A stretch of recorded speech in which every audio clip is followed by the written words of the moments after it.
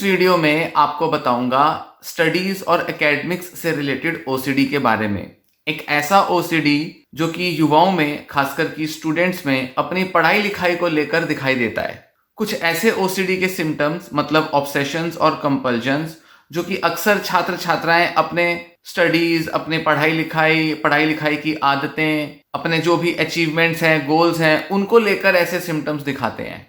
काफी सारे स्टूडेंट्स का ये इशू हो सकता है और बहुत सारे ऐसे स्टूडेंट्स, युवा जिनमें की ओसीडी है, चाहे वो किसी भी तरह का ओसीडी हो, उनमें अक्सर अपने स्टडीज को लेकर, एकेडमिक्स को लेकर इस तरह का ओसीडी दिखाई दे सकता है। या तो हो सकता है कि इसी टाइप का एक ओसीडी मौजूद हो या किसी दूसरे टाइप के ओसीडी की थीम के साथ ये वाले ओसीडी बिहेवियर्स मौजूद हो सकते हैं। मतलब इसे हम कुछ ऐसा लेंगे कि जब ओसीडी आता है तो कुछ तो ऑब्सेशंस, कंपल्जन्स होते हैं जो कि किसी थीम के हो सकते हैं, जैसे क्लीनिंग, वॉशिंग, कॉन्टेमिनेशन हो सकता है, मेंटल कंपल्जन्स या ऑब्सेशंस हो सकते हैं, सेक्सुअल रिलीजियस ओसीडी हो सकता है। पर साथ ही अगर कोई स्टूडेंट, कोई युवा अगर पढ़ाई कर रहा होगा, किसी एग्जाम के लिए अपीयर कर रहा होगा या स्कूल कॉलेज की पढ़ाई होगी, तो अपने पढ़ाई को लेकर भी वो बड़े सारे रिचुअलिस्टिक या बड़े सारे ऑब्सेसिव बिहेवियर्स और थॉट पैटर्न्स डेवलप कर लेगा, जिसकी वजह से वो उसमें काफ़ी ज़्यादा समय बिताएगा अपनी पढ़ाई में, पर फिर भी अपनी पढ़ाई को ठीक से कर नहीं पाएगा और ऐसे में वो काफ़ी सारे रिपीटेटिव बिहेवियर्स परफॉर्म करेगा। कुछ इसी तरह के ओसीडीज दिखाई देते हैं युवाओं में जो कि पढ़ाई कर रहे होते हैं और इस ओसीडी की वजह से उनकी पढ़ाई ठीक से हो भी नहीं पाती, बावजूद इसके वो बहुत ज्यादा मेहनत करते हैं अपनी पढ़ाई लिखाई को लेकर। तो इस तरह के ओसीडी में किस तरह के ऑब्सेशंस और कंपल्जन्स मिलते हैं, इस बारे में इस वीडियो में चर्चा करूंगा। तो पहले बात करेंगे कि किस तरह के ये ओसीडी सिम्टम्स या ये कहें कि इंट्रूसिव थॉट्स अक्सर पढ़ाई लिखाई को लेकर युवाओं में, छात्रों में पाए जाते हैं। पहला आता है फियर ऑफ फेलियर, फेल हो जाने के डर। एक स्टूडेंट को अक्सर ऐसा डर रहेगा कि अगर उसने बहुत अच्छे से पढ़ाई नहीं की या अच्छे से मेहनत नहीं की तो वो फेल हो सकता है, उसके शायद मार्क्स अच्छे नहीं आएंगे या जो भी उसकी अपनी एक्सपेक्टेशंस हैं वो उन एक्सपेक्टेशंस, उम्मीदों को पूरा नहीं कर पाएगा। तो एक फेलियर के डर की वजह से वो अक्सर बड़ा चिंतित, परेशान रहता है और अपने फेलियर के थॉट्स उसके मन में अक्सर आते रहते हैं। वो अपने मन में कुछ ऐसे विजुअल्स, इमेजेस या ऐसी कुछ थॉट्स लाता है जिसमें कि वो देखता है कि वो फेल हो रहा है या वो फेल हो जाएगा, उसको डर लगा रहता है फेलियर का और इस तरह की थॉट उसके माइंड में रिपीटेटिव मैनर में आएगी। फिर आता है परफेक्शनिज्म। ये सबसे ज्यादा कॉमनली देखने में आएगा इस तरह के ओसीडी में, जिसमें एक स्टूडेंट अपने किसी भी टास्क को, किसी भी स्टडी की जो भी उसके जरूरतें हैं, जिम्मेदारियां हैं, उनको हमेशा ऐसा पाएगा कि वो परफेक्टली करना चाहता है पर वो नहीं कर पा रहा है और ऐसे में उसको हमेशा कोई कमी दिखाई देगी। हमेशा उसको ऐसे लगेगा कि शायद मुझे और मेहनत करनी चाहिए, शायद ये जो टॉपिक है इसको मुझे बेस्ट तरीके से पढ़ना है, ये बहुत ही आसान टॉपिक है, इस पे अगर मैं बहुत मेहनत करूंगा तो मैं बहुत अच्छे से पढ़ लूंगा और अगर मैंने इसको अच्छे से पढ़ लिया तो इसमें से कोई भी सवाल आएगा तो मैं उसका जवाब दे पाऊंगा या दे पाऊंगी। तो इस वजह से अपने पढ़ाई को लेकर वो बहुत ही परफेक्शनिस्टिक एटीट्यूड रखने लगता है स्टूडेंट।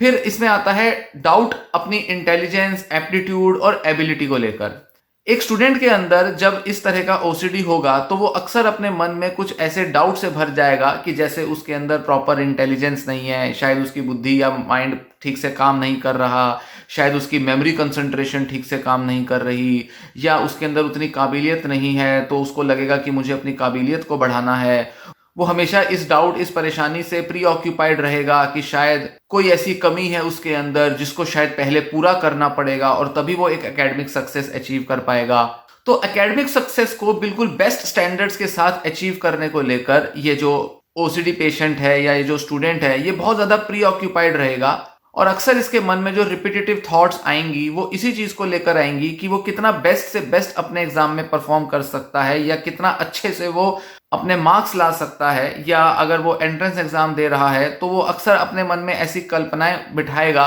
कि कैसे वो टॉप कर सकता है या जितनी भी मेहनत कर रहा है उससे वो कितना अच्छा कर सकता है। इस तरह के विचार मन में लाता रहेगा। फिर जब इस तरह के बहुत सारे ऑब्सेसिव थॉट्स, फियर्स, डाउट्स उसके मन में आएंगे तो इन डाउट्स और फियर्स को दूर करने के लिए वो कंपल्जन्स डेवलप करेगा। तो कंपल्जन्स किस तरह की होंगी, मतलब जो बाहर से दिखाई देने वाली कंपल्जन्स हैं, कंपल्सिव बिहेवियर्स, वो किस तरह के होंगे। सबसे पहली चीज कि वो बहुत ज्यादा पढ़ाई करने लगेगा। वो अपने लिए ऐसे स्टैंडर्ड्स रख लेगा कि मुझे शायद दिन में 12 से 15 घंटे पढ़ना है यूट्यूब पे उसको कोई ऐसी वीडियो मिल जाएगी जहां उसको सुनने में मिलेगा कि अगर तुम ये वाला एग्जाम क्लियर करना चाहते हो, यूपीएससी में टॉप रैंक लाना चाहते हो या नीट का एग्जाम क्लियर करना चाहते हो, तो इसके लिए तुम्हें कम से कम 14 घंटे पढ़ाई करनी है। देखो वो बच्चे जो कि क्लियर कर लेते हैं ये एग्जाम, उनके इंटरव्यूज देखो, वीडियोस देखो, उन्होंने 12-12, 14-14 घंटे रोज पढ़ाई की है। तो ओसीडी का पेशेंट क्या करेगा, इसी तरह के स्टैंडर्ड्स बना लेगा। थोड़ा बहुत उसको सुनने में आ जाएंगी ऐसी चीजें कि दूसरे करते थे तो मुझे भी करना चाहिए, या वो खुद भी अपने मन से इस तरह के स्टैंडर्ड बना लेगा और ऐसे में वो अपना टाइम टेबल सेट करेगा, सुबह से शाम तक की उसकी कोई रूटीन का वो पूरा डिसीजन लेगा। एक के बाद एक उसकी कई सारी एक्टिविटीज डिसाइडेड होंगी जिसको लगेगा कि उसे पूरा करना है, तभी वो अच्छे से पढ़ पाएगा। तो एक तरफ उसका परफेक्शनिज्म कि मुझे ज्यादा से बेस्ट पढ़ना है, और दूसरा उसका एक कंपल्सिव बिहेवियर कि कहीं मेरा कुछ पेपर छूट ना जाए, कहीं मेरा कोई कंटेंट ऐसा ना हो अधूरा रह जाए, कहीं कोई ऐसा ना हो कोई चीज मैंने अधूरी पढ़ी हो, इसलिए मुझे ज्यादा वो चीजें पढ़नी है ताकि अच्छे से दिमाग में बैठे और वो मुझे भूल ना पाए। फिर इसी से जुड़े होंगे उसके कुछ ऐसे कंपल्सिव बिहेवियर जिसमें वो कुछ चीजों को रिपीट करेगा, रिपीटेटिव टास्क, जैसे एक ही चीज को बार बार पढ़ेगा। रोज सुबह या शाम को उसकी आदत होगी कि ये वाली चीज मुझे रिवाइज करनी है, मुझे कई कई बार बोलना है, इसको बोलना है, मन में बोलना है या लिखना है या किसी को सुनाना है या उसे बार बार जस्ट पढ़ना है। सो नोट्स को बार बार पढ़ेगा, असाइनमेंट्स को बार बार करेगा, चीजें बार बार याद करेगा, उनको रिकॉल करेगा और एक पर्टिकुलर मैनर में उनको पढ़ने की कोशिश करेगा। जैसे पहले चैप्टर से, पहले पेज से लेकर लास्ट पेज के लास्ट इस शब्द तक मुझे एज इट इज एक एक वर्ड, एक एक लाइन पढ़नी है। जितना बारीकी से, डिटेल से मैं एक एक लाइन पढ़ूंगा या पढ़ूंगी, उतने अच्छे से मेरे दिमाग में बैठेगा ताकि एग्जाम के टाइम पर मैं ये चीज़ भूल ना जाऊं, मेरे दिमाग से निकल ना जाए और कहीं ऐसा ना हो कि इस एक छोटी सी चीज़ को भूल जाने की वजह से मेरा एग्जाम खराब हो जाए। तो इस वजह से वो जो भी उसने अपने रिचुअल्स या रूटीन बनाई है उसमें वो अक्सर अपने स्टडी मटेरियल की जो पढ़ाई कर रहा है उसको रिपीट करेगा। या जैसे मान लीजिए यूट्यूब पे कोई लेक्चर्स देखना है, कोई वीडियो है, उसको बार बार देखेगा, कोई ऑडियो बार बार सुनेगा, तो इस तरह की चीजें उसमें देखने में आएंगी। फिर इसी के साथ वो बहुत ज्यादा अपनी गलतियां, अपनी कमियों की चेकिंग करेगा। उसको अक्सर ऐसा लगेगा कि जो चीज मैंने पढ़ी है क्या वो मैंने ठीक से पढ़ी है, क्या मैंने कुछ गलती तो नहीं कर दी, कहीं ऐसा तो नहीं कि मैंने कोई चीज गलत पढ़ ली हो और फिर उसको गलत तरह से समझ लिया हो। वो फिर से देखने की कोशिश करेगा कि क्या जो लिखा है वो वही लिखा है जो मैंने समझा है, क्या टीचर ने भी वही बताया था जो कि मैं समझ रहा हूं, कहीं ऐसा तो नहीं कि कुछ लिखा कुछ है और मैंने पढ़ कुछ और लिया है और मेरे दिमाग में कुछ और बैठ गया है,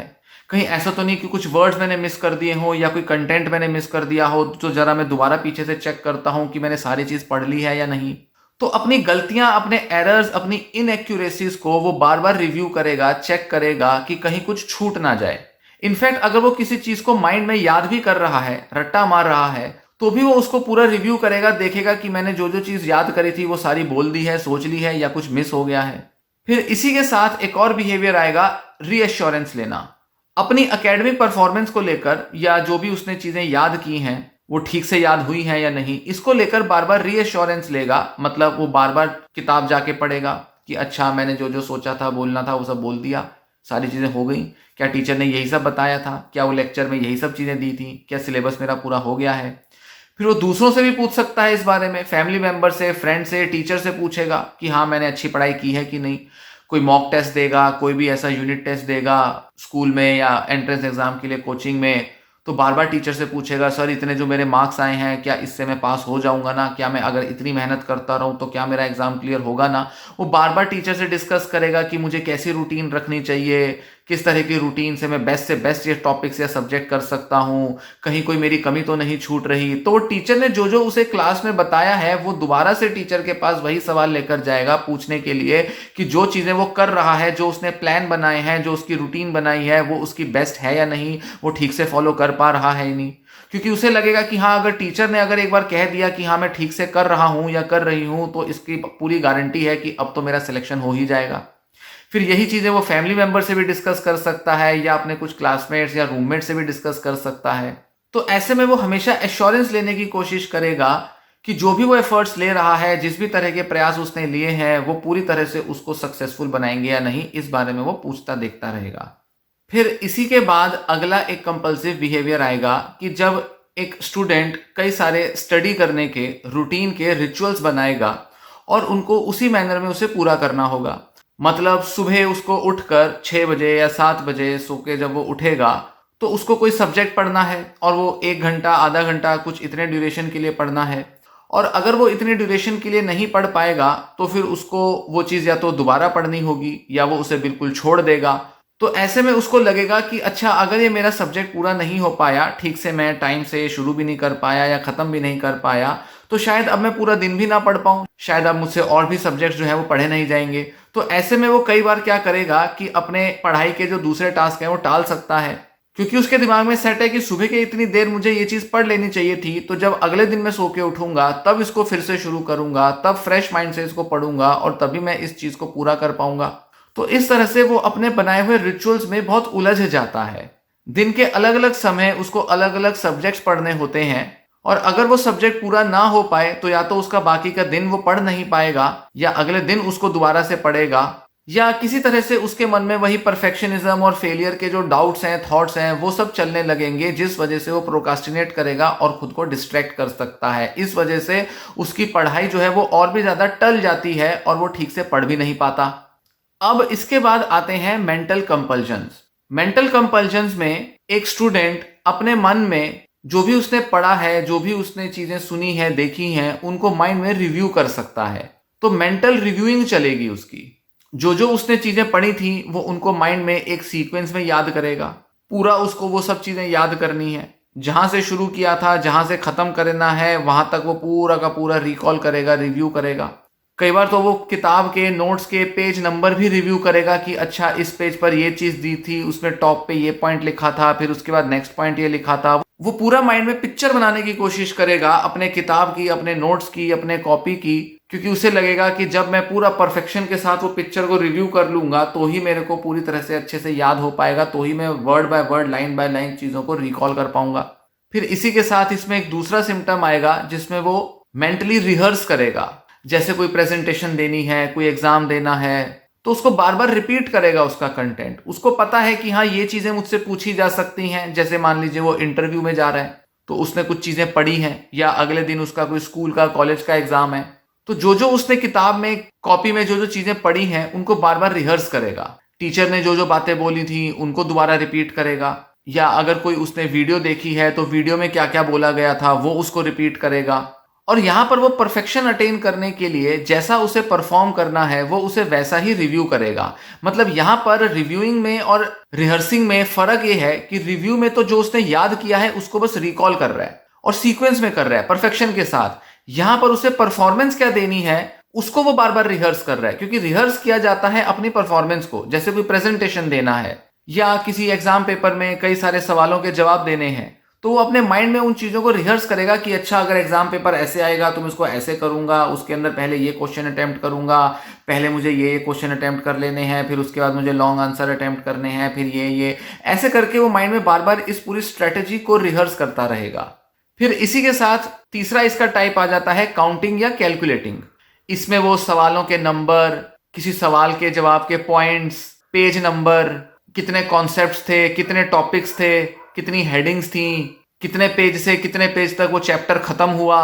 कितने उसमें पैराग्राफ्स थे, कितने पन्ने थे, ये सारी चीजें वो काउंट कर सकता है, कैलकुलेट कर सकता है, और इसको भी वो बार बार रिव्यू कर सकता है। या अगर उसके याद किए हुए कंटेंट में कुछ नंबर्स थे, कुछ तारीखें थी, किसी भी तरह का डेटा था, तो उस डेटा को रिव्यू करेगा और उसे बार बार काउंट करेगा। कई बार तो एक स्टूडेंट अपनी वर्ड काउंट को भी बार बार माइंड में रिहर्स कर सकता है कि अगर कोई उत्तर मैंने, अगर मान लीजिए 300 शब्दों में देना है, तो वो अपने मन में जब उस उत्तर को रिव्यू करेगा तो वो ये भी काउंट कर सकता है कि क्या मैंने ये पूरे 300 शब्दों में बोला या नहीं बोला। और अगर उसने कहीं लिख रखा होगा तो उसको परफेक्शन से रिव्यू करने की या रिकॉल करने की कोशिश करेगा ताकि उसके वो पूरे 300 शब्द पूरे हो जाएं। तो काफी डिटेल में, काफी गहराई में वो रिव्यू कर सकता है अपने माइंड में याद की हुई चीजों को। इसके बाद नेक्स्ट कैटेगरी आती है सिम्टम्स की, अवॉइडेंस बिहेवियर्स। कुछ सब्जेक्ट्स को, कुछ टॉपिक्स को ऐसा स्टूडेंट अवॉइड कर सकता है। अगर उसे लगेगा कि किसी सब्जेक्ट में मैं अच्छा नहीं हूं, या कोई सब्जेक्ट पढ़ने के लिए मुझे ज़्यादा मेहनत करनी होगी, उसको परफेक्शन से करने के लिए मुझे फुर्सत चाहिए, टाइम चाहिए, तो हो सकता है कि वो कुछ ही सब्जेक्ट्स या टॉपिक्स को लर्न करे और बाकियों को छोड़ दे, इस वजह से कि कहीं वो फेल हो जाएगा या कहीं उसके वो टॉपिक जो है वो अच्छे से पढ़ नहीं पाएगा, उसका कंसंट्रेशन बिगड़ जाएगा, उसके पास टाइम नहीं है, इस वजह से वो टॉपिक कवर नहीं हो सकता। तो फिर क्या ज़रूरत है उसमें टाइम वेस्ट करने की। उसकी बजाय ये जो टाइम है ये मैं किसी और सब्जेक्ट में दे देता हूँ जिसको मैंने ज़्यादा अच्छे तरीके से किया है। तो ऐसे में वो कुछ सब्जेक्ट जिसमें उसको फेलियर का डर है या परफेक्शनिज्म से नहीं कर सकता, उसको वो छोड़ सकता है। या ये भी हो सकता है कि वो टॉपिक उसे समझ में नहीं आ रहे, या उसे लगता है कि इसमें मेरी मिस्टेक्स ज़्यादा होती हैं, इसलिए भी वो उन्हें छोड़ सकता है। फिर आता है प्रोकास्टिनेशन। बहुत बड़ी प्रॉब्लम होती है इस तरह के ओसीडी में। प्रोकास्टिनेशन मतलब टाल देना। क्योंकि वो अपना पढ़ाई परफेक्टली नहीं कर पा रहा, क्योंकि वो उसे शुरू भी नहीं कर पा रहा परफेक्शन से, जैसा उसने अपने मन में कोई रिचुअल, कोई तौर तरीका बनाया है उस तरीके से, क्योंकि वो अपनी पढ़ाई नहीं कर पा रहा, इसलिए वो बार बार टालता रहेगा। वो दो तरीके से टालेगा। या तो उसे लगेगा कि अच्छा, जब मैं इसे परफेक्टली कर लूंगा या इसके लिए माइंड को प्रिपेयर कर लूंगा तब मैं इसको शुरू करूंगा। जैसे कि कोई दूसरे काम अटक रहे हैं, पहले वो पूरे हो जाएं उसके बाद मैं इसे पढ़ूंगा। या कोई सही समय आएगा, सही टाइम आएगा, जब मेरे पास पूरा महीने, 2 महीने, 6 महीने का टाइम होगा तभी मैं इसे पढ़ूंगा। या वो अपने किसी मेंटल एबिलिटी को इंप्रूव करने की वजह से उसको टाल देगा। उसे लगेगा पहले मेरी कंसंट्रेशन अच्छी हो जाए उसके बाद पढ़ूंगा, या पहले मुझे अपनी मेमोरी पावर इंप्रूव करनी है, या पहले मुझे अपना कोई दूसरे टाइप का ओसीडी या डिप्रेशन हटाना है, उसके बाद ही मैं पढ़ पाऊंगा या पढ़ पाऊंगी। या पहले ये सिलेबस का टॉपिक जो है वो मेरे इंस्टीट्यूट में पूरा हो जाए, जब सारी चीज़ें पता चल जाएंगी कैसे क्या करना है उसके बाद ही मैं शुरू करूंगा। तो कई सारे वजहों से वो टाल सकता है अपनी पढ़ाई को, क्योंकि उसके माइंड में कोई रिचुअल, कोई तरीका सेट हुआ है जो कि बड़े रिजिडली वो होल्ड करता है। और जब तक वो कंडीशन पूरी नहीं होगी तब तक वो अपनी पढ़ाई को शुरू ही नहीं करेगा या उसे पूरा ही नहीं करेगा। फिर इसी के साथ वो सोशल इंटरेक्शंस को अवॉइड करेगा। ये भी बहुत कॉमनली देखने में आता है, क्योंकि उसे लगता है कि ये जो दुनियादारी, दोस्तों के बीच जाने से टाइम खराब होगा, इसकी बजाय मैं वो टाइम जो है अपना पढ़ाई में दे देता हूँ।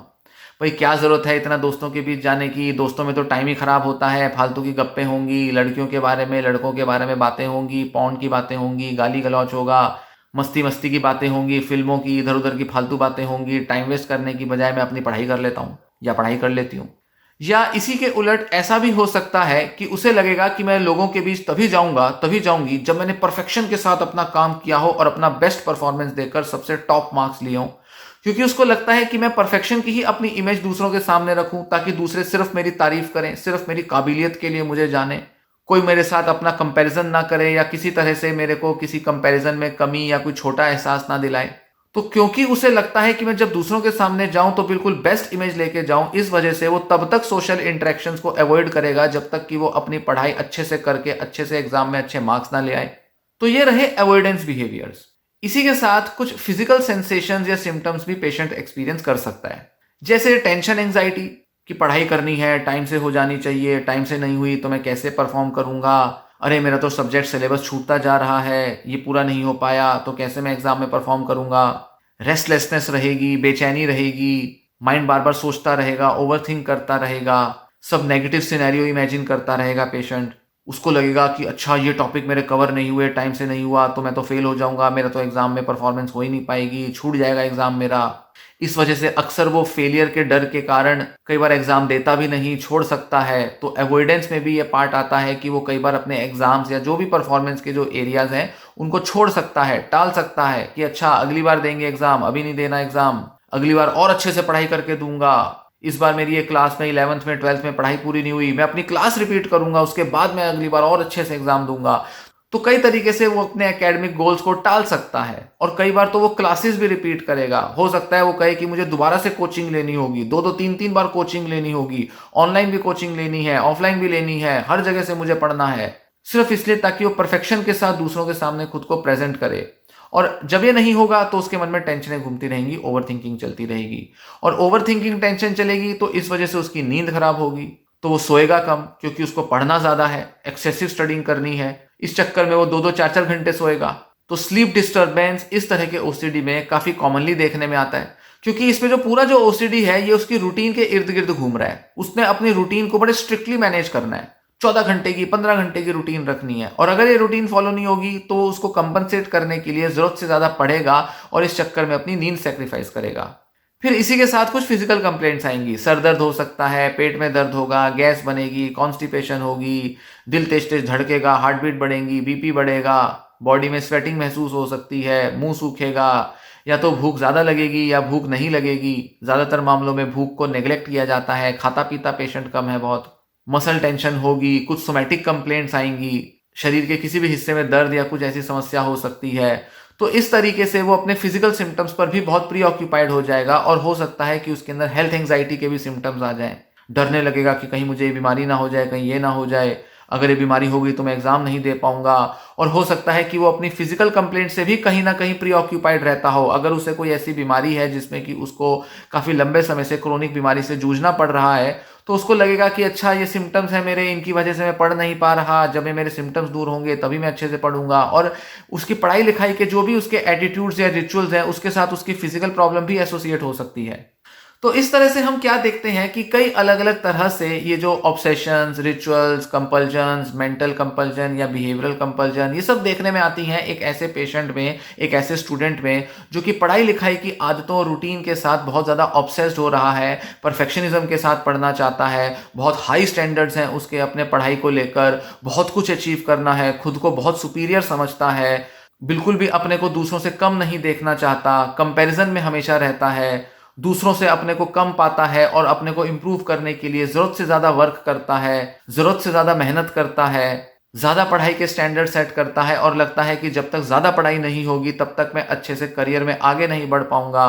करियर के, कॉलेज के, एग्जाम्स के हमेशा हाई स्टैंडर्ड्स रखता है। बहुत से अपने डेली ज़रूरतों को, डेली नीड्स, अपने प्लेजर्स, अपना हॉबीज़ को, रोज़मर्रा की सोशल इंटरेक्शंस को अवॉइड करता है ताकि ज़्यादा से ज़्यादा टाइम अपनी पढ़ाई में दे सके। तो इस तरह के काफ़ी सारे इश्यूज से एक पेशेंट उलझा रहता है जिसको एकेडमिक्स को लेकर ओसीडी है। बहुत कॉमन है ये ओसीडी, स्टूडेंट्स में बहुत कॉमनली पाया जाता है। खासकर कि जो स्टूडेंट्स एंट्रेंस एग्जाम की तैयारियां कर रहे हैं, यूपीएससी की, एसएससी की, नीट की, उनमें ये बहुत कॉमनली देखने में आता है क्योंकि ये ऐसे एग्जाम्स हैं जिसके लिए कई बार कई कई साल तक वेट करना पड़ता है, उसके बाद ही सिलेक्शन हो पाता है। तो ऐसे में स्टूडेंट को तो कई साल मिल गए तैयारी करने के, और इतने साल तक तैयारी करने के लिए उसको बहुत सारी फुर्सत ढूंढनी है, और इस फुर्सत में वो इतने सारे अपने प्लान्स बना लेगा, इतने सारे रिचुअल्स बना लेगा कि उन्हीं में उलझा रह जाएगा। और ये ऐसे एग्जाम्स हैं जिसके लिए वो अपने को कई सारे मौके दे पाता है कि अच्छा इस बार मेरा यूपीएससी क्लियर नहीं हुआ क्योंकि ये मेरे अंदर कमियां रह गई, अगली बार मैं ये कमियां पूरी करके दोबारा से तैयारी करूंगा, दोबारा से तैयारी करूंगी और इस बार तो कुछ बेस्ट ही परफॉर्मेंस दे जाऊंगी। इस चक्कर में उसके साल दर साल बीतते जाते हैं, 2 साल, 4 साल, 5 साल हो गए, कई सारे अटेम्प्ट दे दिए, पर अभी तक वो अपनी उन लिमिटेशन से, कमियों से ही जूझ रहा है। उसको लगता है मेरे अंदर इतनी कमियां हैं, मैं ठीक से पढ़ नहीं पा रही, शायद मैंने लास्ट टाइम ठीक से कोचिंग नहीं ली थी, शायद लास्ट टाइम मेरा इस चीज़ में टाइम खराब हो गया था, पिछली बार गर्लफ्रेंड या बॉयफ्रेंड के चक्कर में समय खराब हो गया, पॉर्न एडिक्शन में, सोशल मीडिया एडिक्शन में टाइम खराब हो गया, इस बार मुझे और अच्छे से पढ़ना है। तो न जाने कितने कितने तरीकों से वो खुद को डिसिप्लिन करने में लगा रहेगा और हर बार लगेगा कि पिछली बार जो कमी छूट गई या मेरे अंदर कुछ ऐसी कमी है जिसको मैं पूरा नहीं कर पा रहा या कर पा रही और इस वजह से मुझे और ज्यादा मेहनत करनी है। तो ऐसे में ये नेवर एंडिंग साइकिल की तरह चलता ही रहता है। इसलिए इससे बाहर आना जरूरी है और इस तरह के जो रिजिड रिचुअल्स हैं, रिजिड स्टाइल्स हैं पढ़ाई के, उनको दूर भगाना जरूरी है और बहुत ज्यादा फ्लेक्सिबल बनना जरूरी है। और अगर सही टाइम पर यह डिसीजन लिया जा सके कि अच्छा पढ़ाई अगर छोड़ भी देते हैं, बहुत ज्यादा पढ़ाई पढ़ाई के चक्कर में नहीं लगे रहते, या अपने तौर तरीके थोड़े रिलैक्स कर लेते हैं, या बहुत टफ एग्जाम को अप्रोच ना करने की जगह थोड़े हल्के एग्जाम्स को टारगेट कर लेते हैं, कई सारे ऐसे स्ट्रेटजी या टारगेट या सॉल्यूशंस इंप्लीमेंट करके इस तरह के ओसीडी से बाहर आया जा सकता है।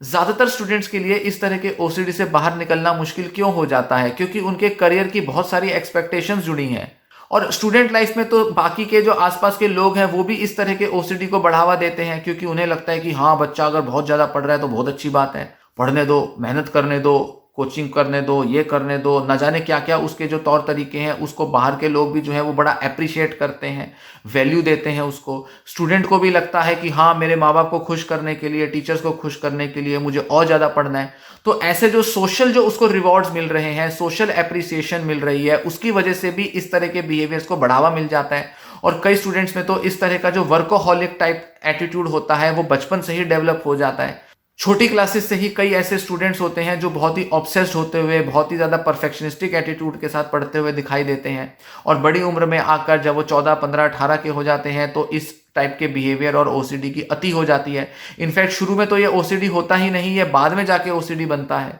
क्योंकि एक समय के बाद दिमाग में इतना स्ट्रेस भर जाता है कि दिमाग गिव अप कर देता है और ऐसे में वो इतना थक हार जाता है कि उसके जो रिचुअल्स और रूटीन है ये एक ओसीडी का रूप ले लेते हैं। तो शुरुआत में हो सकता है कि ये सब चीज़ें बड़ी अच्छी लगती हो, शुरुआत में लगता हो कि हाँ इस तरह से मेहनत करना होगा, अच्छे से पढ़ना होगा, कई जगह से आइडियाज़ ले लिए, टीचर्स ने भी एंकरेज कर दिया, और शुरू शुरू में हो सकता है कि इस एटीट्यूड से पढ़ाई हो भी जाती हो जब बहुत ज़्यादा पढ़ाई करनी है। पर धीरे धीरे तनाव इतना ज़्यादा हो जाता है कि उसके बाद दिमाग इस तनाव को हैंडल नहीं कर पाता और फिर वो ओसीडी में कन्वर्ट हो जाता है। और जब ओसीडी डेवलप होगा तो उसके बाद पढ़ाई भी नहीं होगी, दिमाग में गिल्ट भी बहुत ज़्यादा होगा, डिप्रेशन भी आएगा, एक्सपेक्टेशंस पूरी नहीं होंगी, सुसाइडल थॉट्स आ सकती हैं। और जितना ज़्यादा एक पेशेंट या एक स्टूडेंट मेहनत करना चाहता है, रिजल्ट्स उसके बिल्कुल उल्टे आते हैं, जबकि वो बिल्कुल भी परफॉर्म नहीं कर पाता। तो एक तरफ तो वो सोचता है कि मुझे बहुत मेहनत करनी है, और दूसरी तरफ वो बिल्कुल भी मेहनत नहीं कर रहा, इससे उसके रिजल्ट्स और ज़्यादा बुरे होने लगते हैं, पुअर रिजल्ट्स आते हैं, और इस वजह से वो और ज़्यादा ऑब्सेस करने लगता है।